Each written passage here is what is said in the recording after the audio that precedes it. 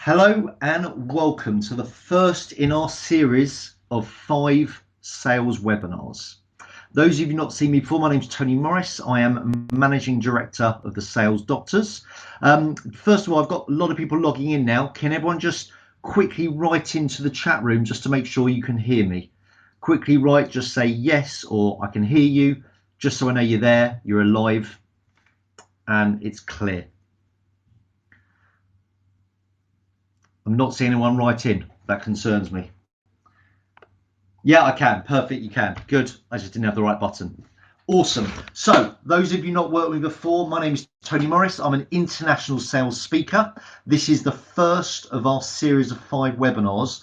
And today I'm talking about, probably in my opinion, the most important subject in sales, building rapport and understanding behaviours.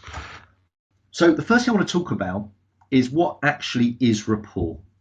When I started selling 21 years ago, my understanding was rapport was about chit chat. It was about having a laugh, having a bit of banter, just, finding common ground. But the more I understood sales, the more books that I read, the more people I met, the more connections that I created, I got it wrong. I got it totally wrong, actually. So I want to talk about what it actually is, and then I want to talk about how do we develop and how do we build rapport, because the truth is, if you don't have rapport with somebody, they're never buying from you, they're never going to buy from you, they're never going to recommend you, and you're not converting them from a prospect into what I call a raving fan. So what is it? Rapport is all about connecting. It's about understanding how people see things, how humans absorb information, how they see the world. And it actually comes from the Latin. Well, actually, it doesn't. You'd believe it would. It comes from the French, actually, the word rapport, and stands for en rapport, which is translated as to be in harmony. And it's about understanding people's beliefs, people's values, but how people see the world. And there's something called NLP, which I'm sure a lot of you have heard before. Those of you haven't, it stands for Neuro Linguistic Programming. And they talk a lot about rapport in NLP. And just to explain what that is, just to give you some context, neuro is the brain, linguistic is language or words, and programming is patterns and structures. So in a nutshell, NLP is all about how people absorb information, how they take things in the world. And what they say is this in NLP: if you see the world through John Smith's eyes, you are more likely to get John Smith to buy from you. Think about that comment. If you see the world through John Smith's eyes, you are more likely to get John Smith to buy from you. So do you see the world the same as your clients? And there are strategies that I'm going to talk about in this webinar that will enable you to see the world the same as them, and therefore you're connected to them, you're in tune with them. And one of the techniques is this, and it's probably the most powerful. I'd like you to do this, if you may. With your right hand, I'd like you to make the shape of a gun, like this with your right hand. If you're watching, do that. Now, I can't see if you're doing it. I'm just going to have to trust and hope you are. Once you've done that, turn that into a circle, like so. And once you've done that, just place that on your chin. Is that your chin? Probably not. I reckon most of you watching this, and I'd be interested actually, be honest, quick write in. Did you put chin or cheek for what you wrote in? Cheek, good. So most of you, from the message I'm getting, copied me. Why? Because the way the brain works, subconsciously, you will match what you see. We can't help it. It's a subconscious thing. And it's known as instantaneous rapport. All of you watching this webinar would have actually experienced exactly that before. You know, when you see someone yawn, very often you would then look to yawn. And that's not because you're feeling fatigued. It's because the brain subconsciously matches what you see. And the technique is actually called instantaneous rapport. Very common. So one of the ways to build rapport with people is to match what you see and match what you hear. So what do I mean by that? Let's take the telephone as an example. But the things to, someone saying they haven't got sound, just to reiterate, guys, we will be sending a recording to anybody that asks. So recordings will be available. So if either you've got poor sound or you're going to hear this again. Anyway, over the telephone, what can we match? One big thing is their tone of voice. Because remember, if we see the world like they do, they're going to buy from us or be comfortable with us and like us, and they're more likely to buy from us. So one thing you match is their tone. So if they sound very enthusiastic, you've got to sound enthusiastic. If they sound depressed, I'm not saying you sound depressed, but you don't want to sound too upbeat. You won't be, it'll be what's called a mismatch. So match how they sound, match their pace. I speak loud and I speak quick. A lot of my clients don't. So match the pace of your prospect or client. Match their volume. But this is the biggest thing you've got to match. Oh, two others actually. Formality. If they call you sir, you don't call them mate. If they call you mate, unless you've known them for a long time, I would just use first name terms. You really want to be on their page. The final thing is this. About 11 years ago, I won one of my biggest ever clients in Watford called DLG. And they are a list broker. They sell data, massive business, probably about 120 salespeople or more. And I remember I was with the head of sales at the time, a guy called Graham Dixon, who's left now. And I remember saying to Graham, if you book me for training, what is your number one goal? I said, above everything, what do you really want to achieve? He said, Tony, I really need to separate the wheat from the chaff. And I remember thinking, what the hell does that mean? Now, that's quite naive of me and quite ignorant. I'm sure all of you have heard wheat from the chaff, but it's a farmer's term. And what he meant was get rid of the negative salespeople. But I said to him, okay, what other goals do you have? And he said, I need to improve morale. He said, my team are low at the moment. They're really downbeat. I need to improve that. And he said, I don't make enough calls. I just need them to increase call activity. A couple of days later, I did a proposal, as I promised, and I tabulated the objectives. Top one, separate wheat from the chaff. So when he looked at my proposal compared to my one or two competitors that I was up against, he thought, Tony gets me. Tony thinks the same as me. And all I very cleverly did is use his exact language. So whenever you're on the phone, whenever you're face to face with a client, what words are they using? What phraseology are they using? And do you use those exact words back to them? Because if you don't, you're missing a trick. So one great way of building this rapport is to copy what you see, to copy what you hear. So I've explained what rapport is. Rapport is about connecting. It's about being on someone's level, on their page, seeing things how they see.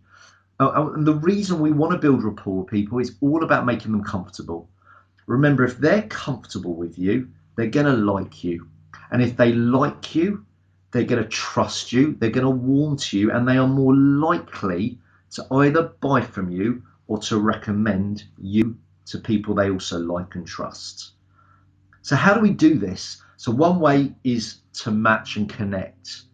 But let me share some other proven ways to build rapport. In rapport, you don't need to be interesting. Be interested. I find this so often in businesses. I do a lot of work, as some of you may know, in real estate. I'm very lucky. I've just come back from France working with the biggest real estate, Southwest France, called Beauvillage. And, if you think about their clients, a lot of them are moving from Scandinavia, from the UK, some from America, moving to France.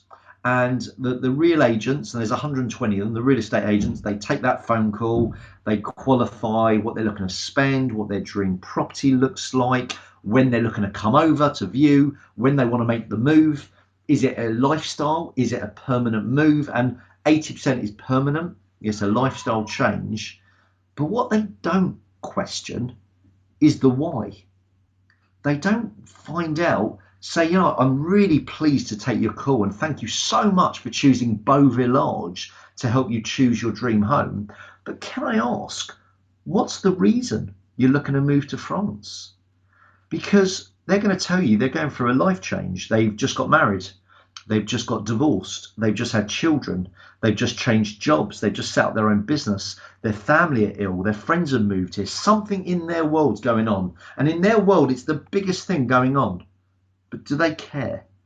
So by not asking that question, what we're saying is, I don't care. I'm not that bothered. And it's the same with my clients. When my client inquires about booking me as a speaker for a conference, what I want to know is why. Why are they running this conference? Why now? Who are they inviting? What are they looking to achieve from the conference? What's the theme? What's the message? What do they want their delegates to take away? And only when I get that do I talk about me as the speaker. But equally, when they're looking for sales training, I don't talk about number of delegates or their challenges or their goals. I go much deeper, and I want to know about their business, what their business goals are, and what their dreams are, and why they set the business up in the first place, and what's stopping them getting there, and what they want to do with that business that's going to allow them to have the life that they probably dream about. That is important to me, because why? It's important to my customer, and my job is to show a genuine interest in them. So one technique is be interested. The other technique is to match, is to copy. The other way to build rapport is to find common grounds. So if you find out your clients have children and you're a parent, you immediately got someone to connect with. If they're into football, you're into football, you got a connection. Try and look for a connection every time. Now, I'm not into my football, but a lot of my clients are. So I show an interest. I want to know who they support, how they got to supporting them. And then what I do, and this is taking it to a little bit of a further level because I want to develop that relationship, is I make notes. I have 384 clients. I can't remember all of them about what they like, what they don't like, their hobbies, their passions. So I make a note. So if I find out my client's a Man U fan, I'll make a note of that so that when I hear Man U had a great result on a weekend and I speak to my client the following week, I can say, you're in a good mood, aren't you? And I say, what are you talking about? I say, well, United, what a result. And immediately they're comfortable with me. And it's just nice that they think, God, he knows me, he gets me. So I call that thing a nugget. I have one or more nuggets on every single one of my clients. I've got a nugget file, and I know if they've got children, I normally know their kids' names. I know their partners' names. I know what their partners do for a living. But I only know things that they want me to know. So they volunteer information. If they don't volunteer it, I don't probe, because they maybe they want the rapport with me or the relationship with me that is more formal, more business, which is absolutely fine. Again, it's my job to know that. So before we talk about relationships, let me just finish on this rapport. And apologies if you can hear noise in the background. I'm working from home today, and that's my children have got loads of mates around. So apologies if you're hearing that. I will kill them later. What else is rapport? How else do we build this rapport with clients? Be interested, remember the little things, and go out your way. So the way I build rapport is if I, for example, I had a client recently that said to me that he's struggling with a lot of errands. He's got, I'm sure a lot of us watching this has experienced it. They're spinning 100 plates and they're not really sure what to focus on, when to focus on it. And I remember I've been there. I very often I still get into that position. But I read a really good book called The One Thing, and it really resonated with me and it really helped me actually. So the second I put the phone down to this client, I sent them a copy of The One Thing. It cost me all of £10, but I know that will add huge value to my client. So what point have I made there? I've listened, and more importantly, I've showed I'm human and I actually care. And that will just develop the rapport that we have, and it will then develop the relationship we have with each other. So that's the first thing. That's what rapport is. That's how we build rapport. But by doing that, having a rapport with people will allow you to develop the relationship that they want. Let me explain what I mean. There's a very well-known saying, and I'm sure some of you have heard this before, and let me test it actually. The saying is, treat people how, write it down what you think the end of that is, please. So let me repeat, treat people how does that end? Write it in the chat room. Interesting. So the responses are exactly what I used to think. Treat people how you want to be treated, how you want to be treated, royal law, how you wish to be treated, how you like to be treated, how you expect to be treated. I'm afraid to say all of you are wrong. And I'm really pleased actually, a couple of people now are getting it. Guys, it's not treat people how you want to be treated. It's treat people how they want to be treated. We're different, every single one of us, which makes life pretty interesting. We're all different. How can I treat client A and client B exactly the same because they're different and they're different than me? I can't treat them how I want to be because we're different. So therefore I'm going to frustrate them. I'm going to upset them. I'm going to patronize them. I'm going to annoy them. I may humor them. But the point is, my job as a professional salesperson is to understand them. It's nothing about you. Everything's about your customer. And remember, if you see the world how they do, they're comfortable and they're more likely to want to buy from you. So we've got to understand how they operate. And it leads me to the other way, and I call these things the golden rules of selling. And I said right at the beginning, it's all about rapport, is about sales. And if people don't like you, if they're not comfortable with you, they're not buying from you. End of. So it's about how do we get that connection, which leads me to the other golden rule. And I'd like to know how you think this ends. People buy from, how does that end? Write it in. Write that in the chat room. People buy from people. People they like. People they like. One person's got it. People they trust. You're very close. But a couple of you've got it right, actually. One person, two people got it right. I'm impressed. People buy from people like them. Again, the way we're wired, we gravitate towards people like us. It's the way we are. It's the way we are wired. So again, our job, 2 out of 2, Frederica, you're absolutely right. I think you should be doing the webinar. Forget me, let's swap. But it's exactly that. My job is to understand them, how they think, how they operate. And if I can act like them, they're going to be comfortable with me. And this doesn't mean be fake. People want authenticity. They want real. They want genuine. But you only need to show them what they need to see. And I learned this a few years ago. This really, really resonated with me. I had a client of mine. I'm not going to name them because in case potentially they're listening, but it was a manufacturing business. And I met the managing director at the time. I still believe he is the managing director, and a big business. They're very successful. They're the market leader. And I met them about 6 years ago. And I'm going to call this guy John Smith. And I remember John made a web inquiry on my website, and he invited me in to meet to talk about sales training. So when I went and met him 6 years ago, I remember he invited me to his office. He said, please take a seat. And I remember my first thought when I looked at him is, this guy's a bit weird.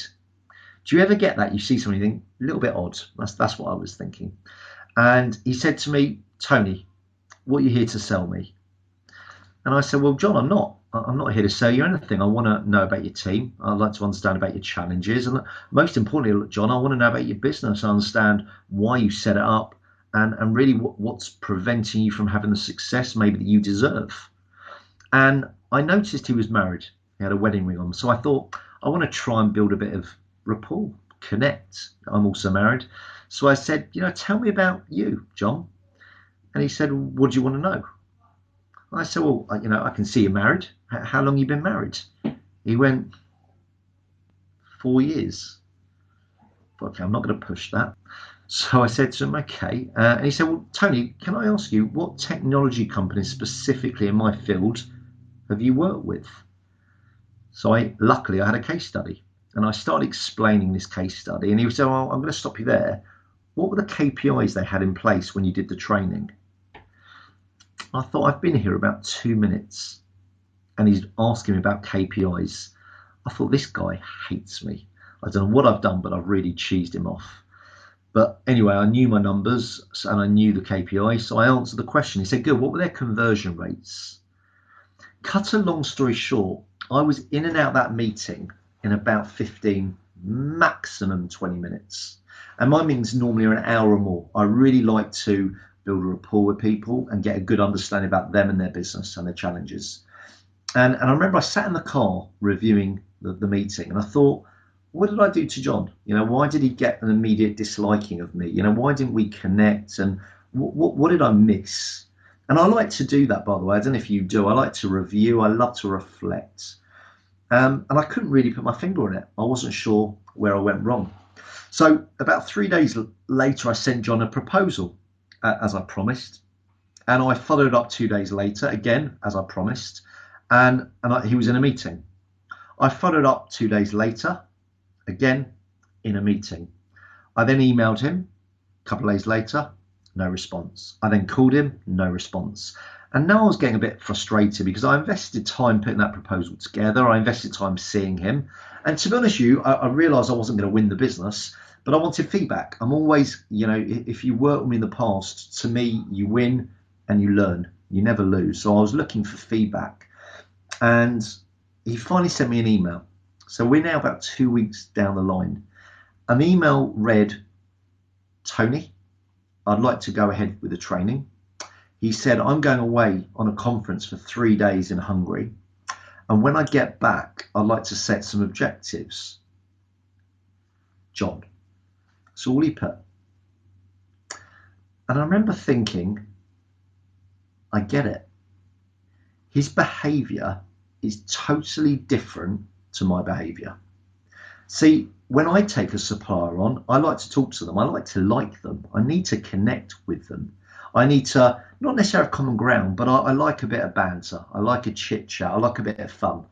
And I like doing business. So I'd have phoned the supplier up, excited, saying, Mike, Tony, good news, take a seat. We're choosing you, my friend.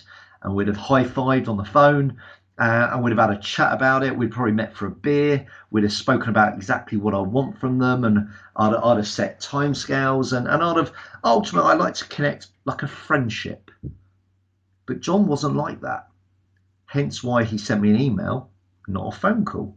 He's not a people's person. The email was pretty blunt. Tony, bang, bang, bang. John, no dear, no kindest regards, no really excited to meet you. None of that. Why? It wasn't important to him. The fact he was asking me in that meeting about KPIs, conversion rates, cost per lead, in his world, that's what he cared about. Whereas they're not the things that I necessarily would ask. I might, speaking to a supplier, I will ask about results, but I'll ask things like how they got into it. How they got into that line of work and what they like about it and what they find difficult. And I like to know about them. Why? Because that's my behavior. And in terms of the behaviors, I'm a yellow behavior. If any of you studied something called Carl Jung's Behaviour Matrix, if you haven't, it's fascinating. But Jung was a Swiss psychiatrist and psychologist. And back in the late 19th century, he studied people. And he defined these 4 different behaviors of people. And I'm an out and out yellow. I'm an extrovert. I'm a bubbly sort of person. I'm high energy. I've got the attention span of a mute. I switch off like that. I've switched off. I'm very excitable. I'm very glass half full. I love people. I love chatting. I was on the plane last night from France and I was desperate to read this book. And I spent an hour chatting to my guy next to me because he was a really nice guy and we just chatted the whole journey. Blue people, which is what John is the opposite. John would have hidden himself in a book and wouldn't have engaged anybody. So what Carl Jung did, and it's so helpful once you get it, is he created these 4 behavior types. He identified these 4 behavior types. And People buy from people like them. So I buy from yellow behaviours a lot easier than anybody else because I gravitate towards people like them. Now, that doesn't mean I can't have a rapport with everybody. Of course I can. And I have a rapport with John Smith. Someone said, what if you're colourblind? Good shout. If you're colourblind, it's about reading them differently because they're not a colour. So to help you, Andy, and anyone else, I'm going to give you a couple of techniques of how do you identify these behaviours. I'll get to that really shortly, but the point I want to make early is you will naturally gravitate towards behaviours like yourself, whatever you are. So think about people you're most comfortable with. It might be clients, it might be friends, it might be family. Whoever they are, those individuals, there's a reason you connect with them more than others because they're like you. Whereas the ones that you maybe struggle a little bit with, their behaviour is probably the exact opposite of yours. So those of you not heard this before, let me just explain in brief the 4 behaviours, and then I'll explain most importantly how you spot them. Just to repeat, someone's asked me to say the book again. It's not a book. It's a gentleman called Carl Jung, spelled Jun for November, G for golf, and he studied behaviour profiling. And there's so much reading on him.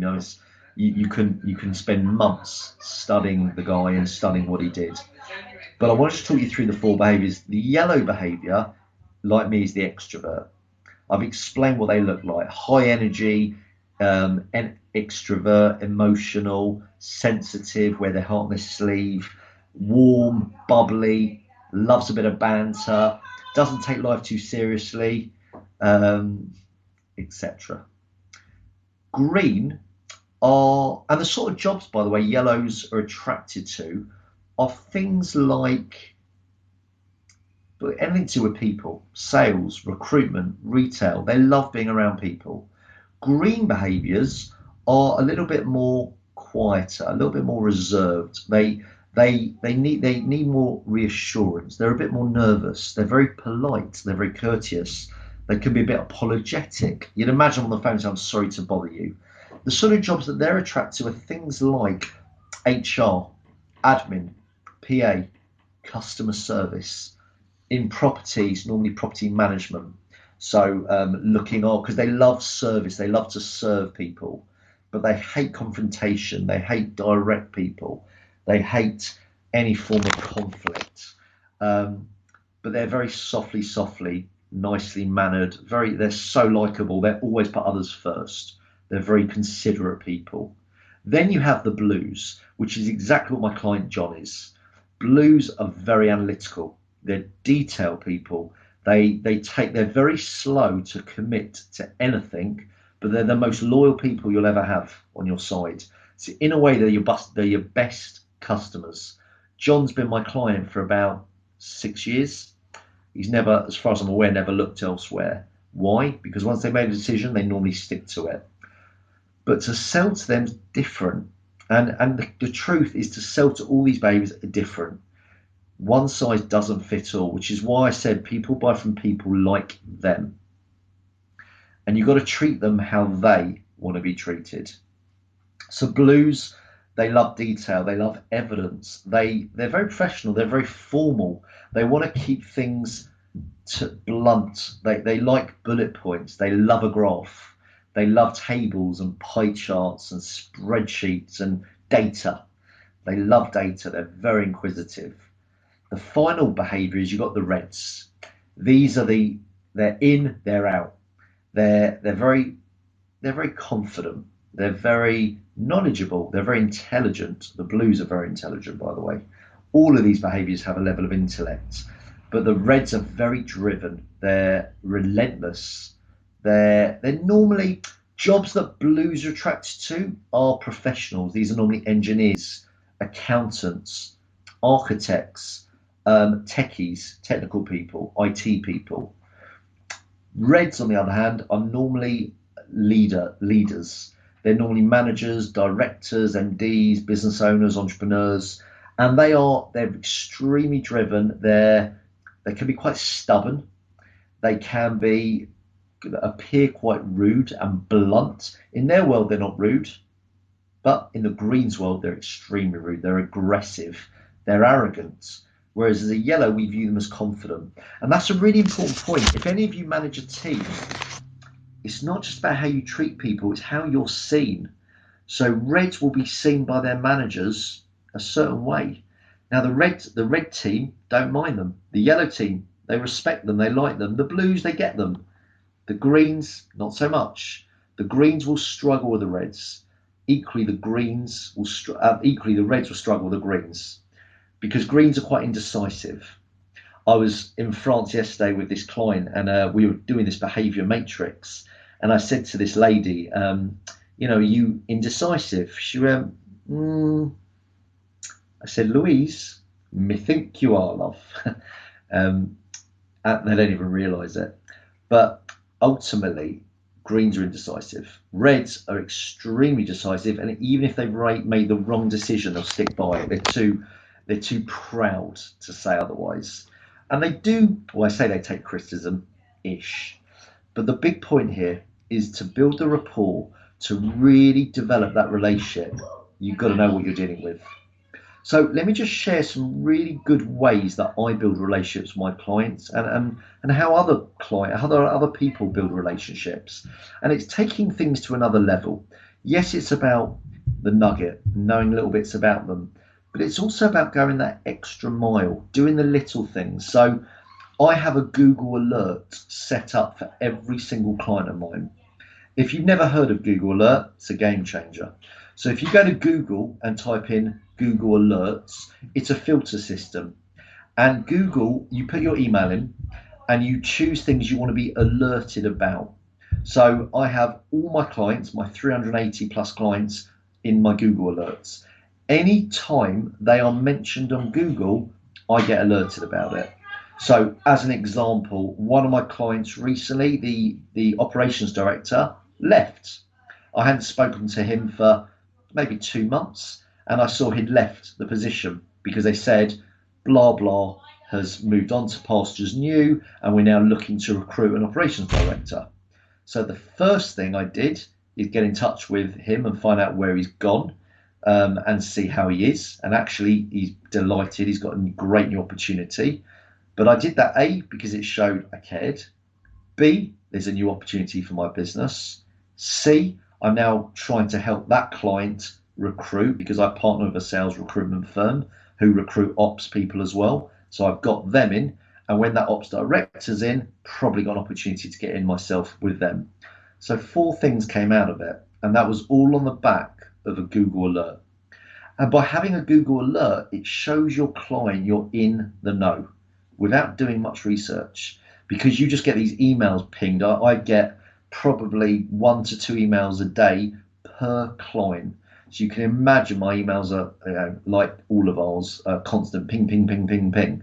But that's fine. Some of them I delete, some really relevant. If my client wins an award, we send out a bouquet of flowers or maybe a trophy. It depends on, again, on the relationship with the client. But we'll always send them a card if they don't see that as too over familiar. If I find out my clients had a baby, we send out a gift. I do the little things, because why? It shows I care. It shows I'm interested. So I do that for my clients, but who else do I do it for? My hit list. I've spoken in the past about my hit list. I have 50 companies on my hit list, and these are people I want to work with, and I've chosen them for a variety of reasons, which I've spoken about. Andy, I definitely want your address, my friend. Please message me. Congratulations, by the way. Andy Campbell's getting married, by the way. So if you know him, send him a message, send him a bouquet. More importantly, send his partner a bouquet. You've put me off, Andy. I'm a yellow. My mind's gone now. Yeah, my hit list. These are 50 companies I want to work with. And as soon as I find out by Google Alerts something's going on in their world, that's my angle. I then can phone them. I can then send them a letter. But I've got something about them. So if I know my competition are pitching them as well, I've got one thing over them, because I'm in the know about what's going on in their world, which is important. It's vital. So let me recap. Rapport is about connecting. Rapport is about understanding your customer, your prospects. Rapport is about showing you're genuinely interested. And when I say genuinely, a part of the thing I love about sales is I like learning about people. I like meeting people. I like the opportunities it creates. So for me, it comes very naturally, but for others, it's forced. They have to really try it, which is fine. Great question that's just come in. They said, I didn't connect with John, the client I mentioned, but I still got the business. I did connect with him, just not the way that I wanted to. And this is, and apologies, Campbell, if I didn't demonstrate that or say it clearly. What I learned very quickly with John is the rapport he wanted was professional, was formal. He didn't want to share. I'm not joking. I've known John now for 6 years. And you know all I know about him? He's been married about 10 years. If he's still married, I don't even know. But that's all I know about him. And he doesn't know one thing about me. Not a single thing, apart from what my business does. And when I see John, you know, in the week, and I'd go up to him in the morning and I'd go, morning, John. He'll go, That's all he'll do. That's the level of connection. And I remember I sent him an email a few months back saying, John, there's a technology for marketing show at London Olympia. You and the team should go. And you know his response? Already going. I remember thinking, how bloody rude. Like, why didn't he say, you know, thanks, Tony, for letting me know. Let's meet for a coffee. Kiss, kiss, kiss. It's not his world. So I don't take it personally because he's different to me. He's the polar opposite of me. I'm a yellow, he's a blue. So on this behaviour matrix, we're polar opposites to each other. And I used to get upset by that and think he doesn't like me. Does he like me? Probably not. But it's not relevant to him. And that's why I used to think people buy from people they like. It isn't that. It really isn't. For yellows, it is. Yellows need to like you. But not everyone, not blues. They don't. Blues need to trust that you're the right person for the job, that you've got credibility. Reds need to be confident in you that you're going to deliver, and reds need to be wowed and impressed by you. Greens need, it's all about integrity of a green. They need to trust you implicitly. They need to be so comfortable with you and reassured by you. So I said, actually, I was going to tell you 2 ways to determine the behavior. Let me share them. One way, and that this is the easiest way to tell what you're dealing with, is their response to your questions. So take John as my example. And I said, John, how long have you been married? And he went, 4 years. And he didn't ask me anything. He didn't say, oh, you're also married. What about you? Do you have kids? Where do you live? Why? Because he wasn't interested. He didn't want that relationship with me. So going back to your question, Campbell, I did connect with him, just not the connection that I loved, but that's irrelevant. I'm irrelevant as long as he was comfortable. So when in the last 4 years of dealing with John, 6 years, sorry, I've chosen not to ask about him. It's not relevant. The way I build a better rapport with him is I might send him a link to an article that I've read or a book that I've read or written. I might talk about a conference that I just spoke at that I think would be worthwhile to him. That's what I do. So I stay in the forefront of his mind, but I don't probe and I don't ask anything personal, because being over familiar with him would make him really uncomfortable, which obviously I never want to do. So 2 ways to determine their behavior. One is their response to your questions. Anyone know the other way? Write it down in the chat room. How else do you think you spot someone's behavior as well as their reaction to your questions? Body language, not always, sometimes, but you can read people very wrong sometimes. Tone of voice, again, sometimes, not always. It's even easier than that. I've got certain clients that I remember I read as a red because they were very direct, they were quite serious with me, and they were having a bad day. Actually turned out they were a lovely yellow and bubbly and friendly and funny and smile eyes. No, let me share it. The questions they ask you. the questions they ask you. Think about the questions John asked me. John asked me, who have I delivered training to, like his business? He wants to assess my credibility. He asked about KPIs and conversion rates. Why? Because in his blue world, that's all he cared about. He cared about numbers, evidence, results. He didn't care about anything else. Whereas me as a yellow, that goes above my head. I'll ask questions like, do you enjoy the job, Mr. Supplier? How long have you been doing it? What do you like about it? Why do you get into it? Do you have family? What do you do with your family? Tell me about your kids. Because I'm interested in them. And I want them to ask me questions about my family and what I like, because I'm a yellow.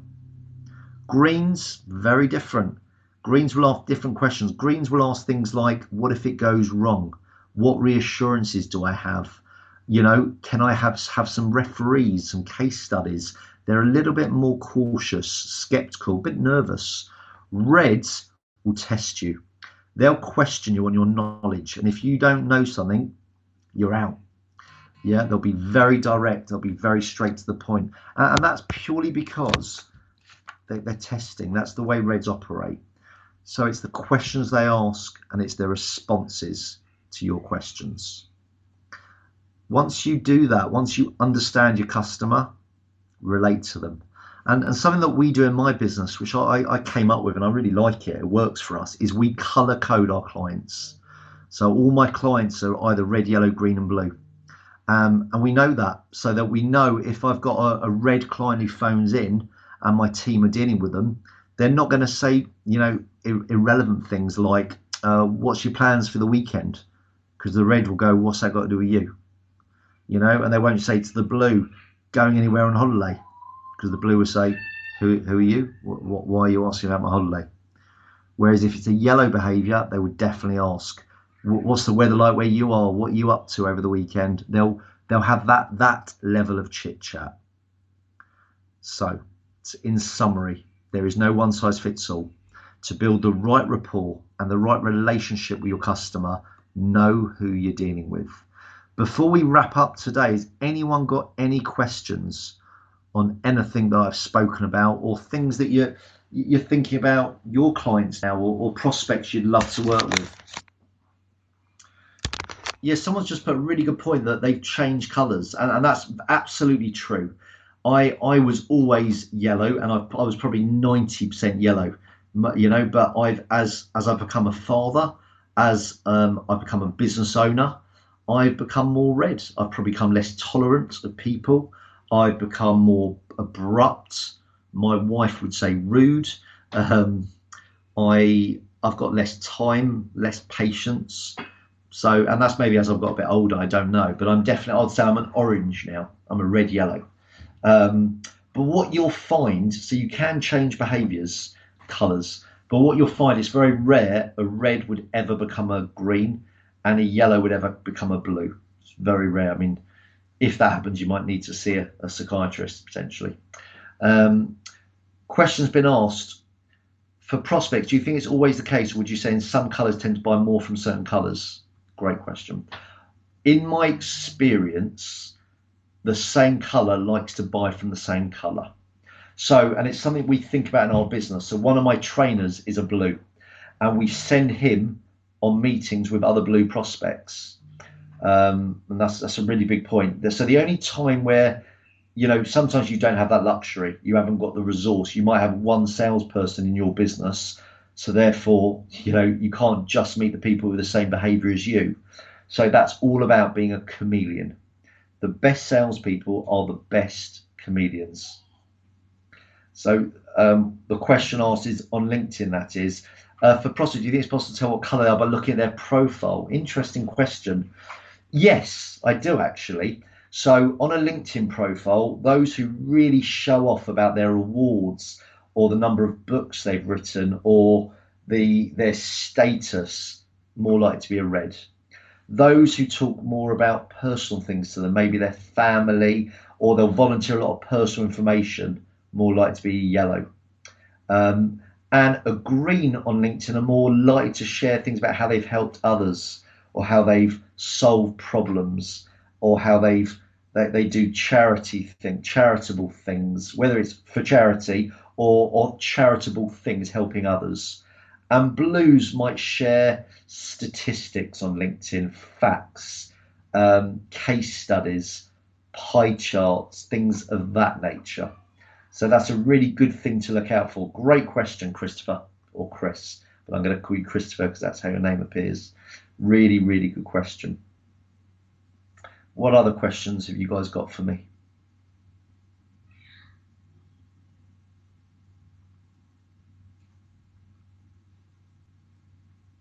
So if you're, can you just someone by their golf? Can you assess someone by their golf ability? If they can, I'm stuffed because I'm horrendous at golf. So I'm not sure, James, what it tells about me.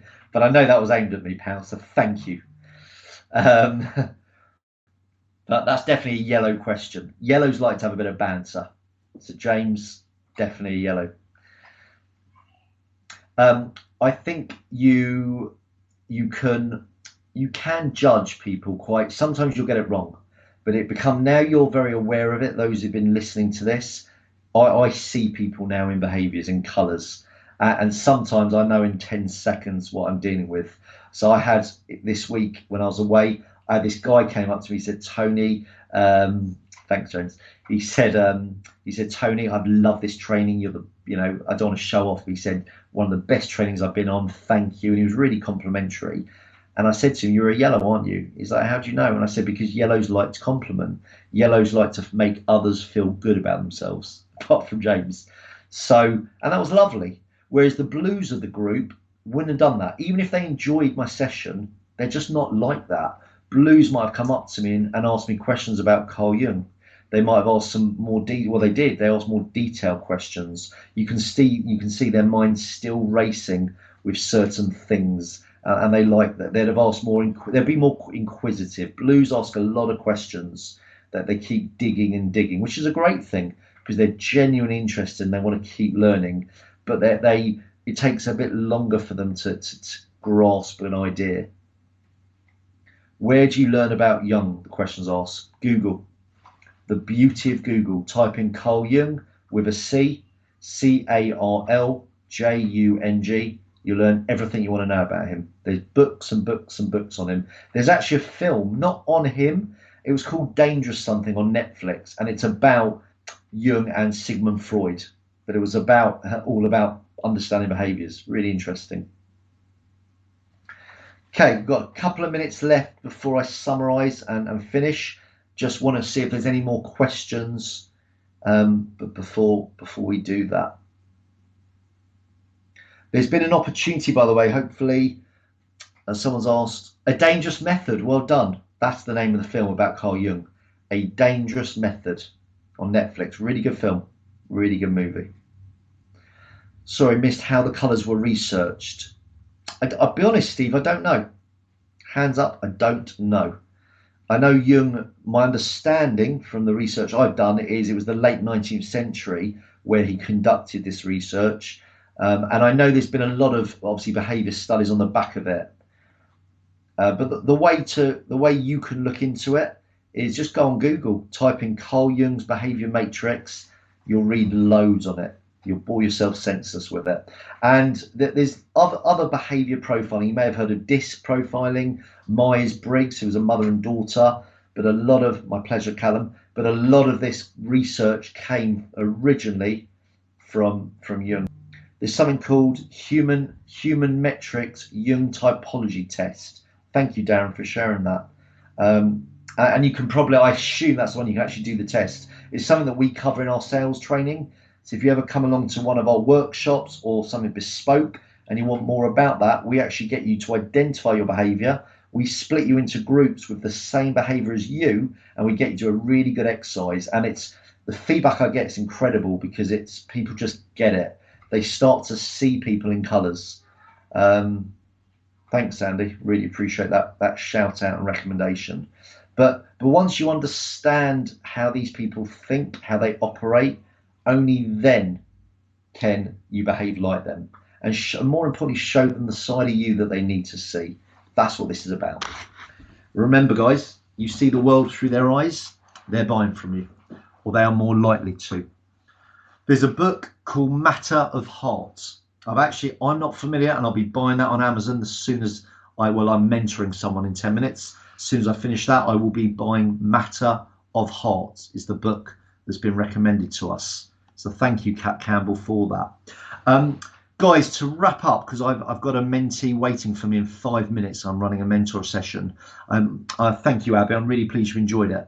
I run a sales mastery, which is all about mentoring sales professionals. And I've actually now got 8 mentees, and they're a real combination. Some of them are quite early in their sales career, and some of them are actually pretty advanced. One of the ladies is a business owner, very successful, but I mentor her on her business from a sales perspective.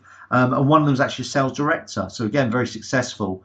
But I mentor these people on a monthly basis. So there was a click button where it said to learn more about sales mastery, click here. Please do so. I'd love to work with you. I'd love to just have a chat with you to see if I can help and serve you and really elevate your sales career like I've done with my other mentees. So I really hope you've enjoyed it. I'm getting some really nice feedback. So thank you so much for tuning in. My business partner, Adam Johnson, will send out recordings to anyone who requests. And if you've got any personal questions or you want a little bit more about this, please feel free to give me a shout on LinkedIn, on my email, or on my mobile, which I'm sure you can.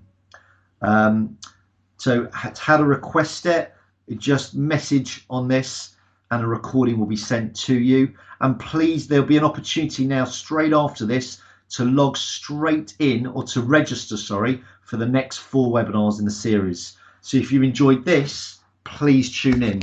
And most importantly, tell everyone you know about them.